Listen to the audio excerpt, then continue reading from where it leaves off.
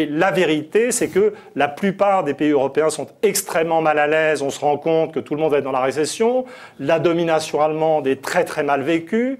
Tout le monde en Europe attend l'élection de Hollande. Le système est en train de basculer. Et dans ce contexte, avec ces concepts nouveaux, je veux dire, mais dans un premier temps, je pense que la remise en question du système va se produire à gauche, effectivement, puisque j'attends vos analyses mais dans un an. Dans un deuxième temps, quand Hollande n'aura rien changé.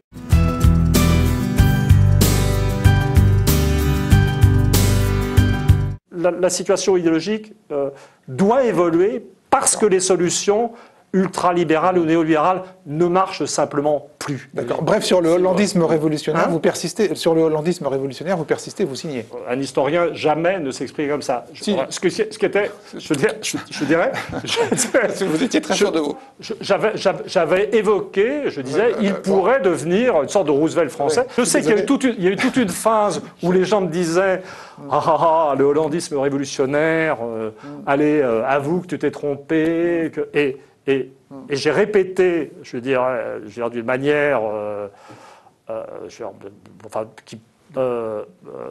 avant l'élection, et qu'est-ce que j'ai répété là dans Marianne, c'est que le modèle, c'est le modèle du mitterrandisme inversé.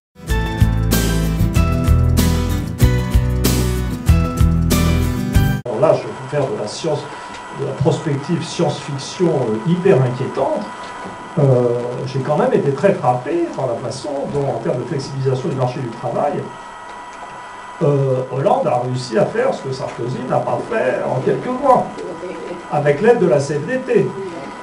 Et si on s'apercevait dans les mois qui viennent qu'en termes de capacité à détruire les instruments de l'État central, etc., est-ce que les socialistes ne vont pas être vachement meilleurs que la droite?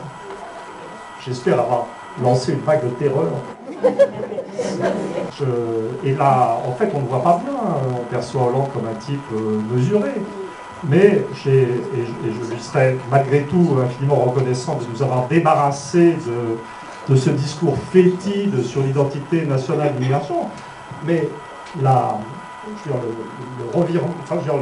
virage, ils appellent ça social-libéral, ou la capacité de, je pense à sa dernière conférence de presse, à exprimer toute la violence des politiques européennes, etc.